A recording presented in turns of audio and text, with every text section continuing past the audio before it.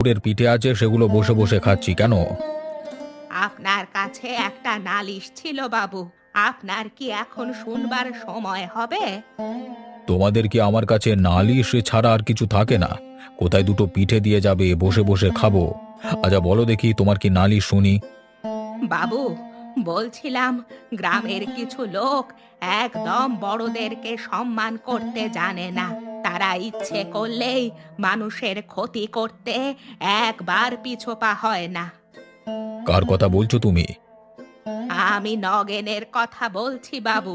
ওই নগেন আজকে আমার স্বামীকে মেরে মাথা ফাটিয়ে দিয়েছে। ধুর, তুমি কি সব আবোল তাবোল কথা বলছো? নগেন এরকম কোনোদিন করতেই পারে না। ওর মতো ভালো ছেলে দুটো নেই।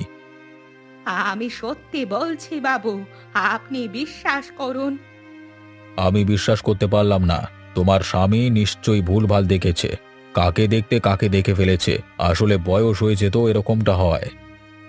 আমি মিথ্যা বলিনি বাবু। আমি ওসব কথা শুনতে চাচ্ছি না। বেশ বসে বসে পিঠে খাচ্ছি, তুমি এসে সবকিছু যেন বিরক্ত করে দিচ্ছ। এখন এখান থেকে যাও দেখি। কিন্তু ও যদি আবার আমাদের ওপর আক্রমণ করে, তাহলে আমরা কোথায় যাব? ও আক্রমণ করবে কিনা জানি না। কেউ যদি ঘরে আক্রমণ করে, তাহলে ঝাঁটা লাঠি ঘরে থাকলে সেটা দিয়ে তোমরা রুখে দাঁড়াবে। এখন যাও। বলি, ও নীলিমা, তোমার স্বামীটাকে একটু সামলাও। এসব কি কাজ করে বেড়াচ্ছে সকাল সকাল? কেন গো দিদি, আমার স্বামী আবার তোমাদের কি ক্ষতি করলো? পরের বাড়ির উঠানের সামনে পচা টমেটো ফেলে দিয়ে চলে আসছে যে, সেগুলো কি মেনে নেওয়া যায়? কি বলছো কি তুমি? কাদের বাড়ির উঠানের সামনে পচা টমেটো ফেলে এসেছে? শত্রু তো ওই একজনই আছে, আমরা। আমাদের বাড়ির উঠানে পচা টমেটো ফেলে দিয়ে চলে এসেছে। একটু বুঝে শুনে কথা বলো, বুঝলে দিদি? আমার স্বামী তোমাদের উঠানে পচা টমেটো ফেলে এসেছে, তার কোনো প্রমাণ তো নেই তোমাদের কাছে। চোর চুরি করলে প্রমাণ রেখে করে কি? কখন চুপি চুপি খেয়ে টমেটোগুলো ফেলে রেখে চলে এসেছে। তোমাদের বাড়ির উঠানে পচা টমেটো ফেলে আমাদের কি লাভ বলো দেখি? কেন? আমাদের বাড়ির উঠানে পচা টমেটো ফেলে আমাদেরকে হেনস্থা করবে তোমরা? আমরা চাইলেও তোমাদেরকে কিচ্ছু বলতে পারবো না, এটাই ভেবেছিলে তো তোমরা? যেদিন ধরতে পারবে সেদিন কিছু বলবে, তার আগে তোমার কথা শুনতে আমরা বাধ্য নই। ধরবো তো বটেই একদিন না একদিন। ভোরবেলা থেকে উঠে পাহারা দিতে হবে। তোমাদের লজ্জা লাগা দরকার। একই গ্রামে বসবাস করছো, তার উপরও গ্রামের একটা পরিবারের পেছনে লাগছো। এটা কি ঠিক? দেখো দিদি, সকালবেলা জ্ঞান দিও না। তোমার জ্ঞান শুনতে আমি এখানে আসিনি।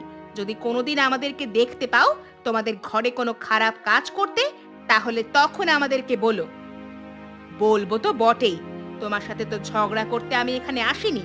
শুধু তোমাকে কথাটা শুনিয়ে রাখলাম একবার। বাকি যা করবার আমরাই করব।